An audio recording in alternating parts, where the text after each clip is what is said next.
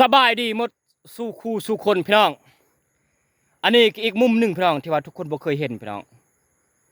บ่อนที่ว่าคำปานอยู่นี่เป็นบ้านพระต่อเด้อพี่น้องเด้อโคตรหลายเลยพี่น้องทำพี่น้องธรรมชาติโคตรอุดมสมบูรณ์พี่น้องปู้บอกเลยพี่น้องเห็นบ่ทางล่างพี่น้องนี่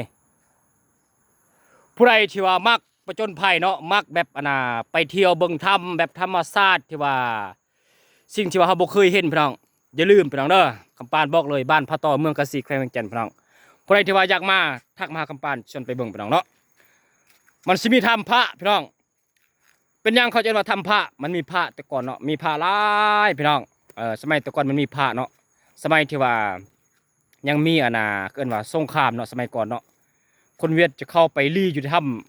ำเป็นพระเป็นเขาเจ้าทุบทิ่มเนาะมึงเธอคนก็เอาออกไปแดดพี่น้องมันก็ยังมีที่ว่า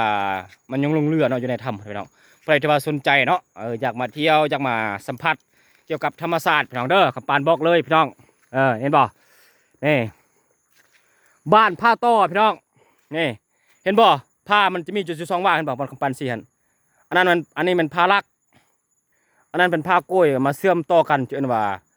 บ้านผ้าต้อเมืองกะสีแขวงเวียงจันทน์พี่น้องเด้อใครที่ว่าสนใจพี่น้องทำผ้าอยู่บนนี้เด้อพี่น้องเด้อทำผ้าเด้อนี่เห็นบอกพี่น้องบอกเลยพี่น้องโคตรอุดมสมบูรณ์พี่น้องเห็นบอกบ่อยเอาเลยใครที่ว่าสนใจพี่น้องเด้ออยากมาเที่ยวเนาะอันนี้ก็ถือว่าเป็นส่วนมักเดือยของพ่อแม่ประชาชนจังหวัดเขาเจ้าเฮ็ดเนาะอยู่บ้านพระต้อนี่แหละพี่น้องแต่ว่าบ้านพระต้อนี่นะพี่น้องถ้ำคิดนี่นะมันจะมีหลายถ้ำพี่น้องบอกเลยพี่น้องงามก็ทำอื่นคำปานเคยไปเบิ่งหลายถ้ำแล้วเนาะเขาจะบุเทียบใส่ถ้ำเมืองนี้เมืองนั้นเนาะจะบอกเลยพี่น้องคันว่ามีนักลงทุนเนาะถ้าว่าอยากมาสร้างจะมาพัฒนาเนาะบอกเลยพี่น้องสุดยอดเลยบลงทุนแน่นอนพี่น้องคันใครที่ว่ามักในการลงทุนแบบธรรมศาสตร์แบบนี้เนาะอยากมาสร้างนะอยากมาพัฒนาเนาะมาให้คนท่องเที่ยวมาเที่ยวมาส้มเบิ้งแบบนี้บอกเลยพี่น้องสุดยอดเลยกับบานบอกเลยคันผู้ใดบ่เชื่อลองเข้ามาเบิ้งเด้ออยู่บ้านพระต่อเมืองกะสีแขวงเวียงจันทน์พี่น้องเด้อเห็นบ่บอกเลยธรรมชาติในคนอุดมสมบูรณ์พี่น้อง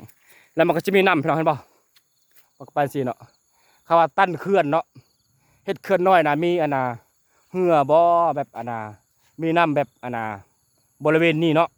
แล้วเฮ็ดเหือบ่เฮ็ดห้องแฮมอ้อมคางจังซี่พี่น้องให้คนมาทมมาเที่ยวสินะให้คนมาเที่ยวมาส้มมานอนแบบเป็นเป็นตู้จังซี่พี่น้องแล้วก็มาส้มผู้พาประมาณแล้วก็มีถ้ำเนาะสุดยอดเลยบอกเลยพี่น้องใครที่ว่าอยากมาเบิ่งก็มาเบิ่งเด้อพี่น้องเด้อบ๊ายบายหมดทุกคนขอบใจทุกคนที่ว่าฮักธรรมศาสตร์เนาะ